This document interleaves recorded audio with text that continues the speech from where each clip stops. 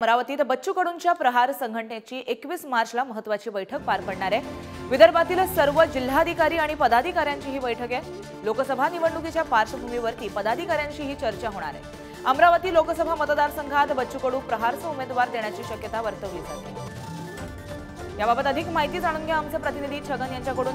छगन, बच्चू कडूंची महत्त्वाची बैठक 21 मार्चला पार पडणार असल्याचं कळतंय। महत्त्वाचे मुद्दे कुठले असतील? नक्कीच गार्गी, या अगोदर जर बघितलं तर बच्चू कडूंनी एक वक्तव्य केलेलं होतं। लोकसभा निवडणुकीच्या अनुषंगाने आम्ही 200 उमेदवार हे रिंगणात उतरवणार आहे असं एक वक्तव्य केलेलं होतं।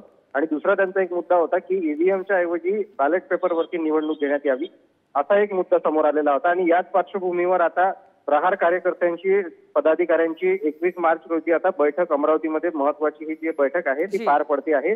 आणि या बैठकीला विदर्भातील सर्व जे पदाधिकारी आहेत प्रहारचे हे देखील उपस्थित राहणार आहेत। आणि या दरम्यान प्रहार नेमकी काय भूमिका घेते, आता बच्चू कडू संपूर्ण राज्यामध्ये त्यांचे उमेदवार टाकतात की केवळ अमरावती लोकसभेसाठी त्यांचे उमेदवार देतात, हे देखील पाहणं तितकंच महत्त्वाचं ठरणार आहे गार्गी।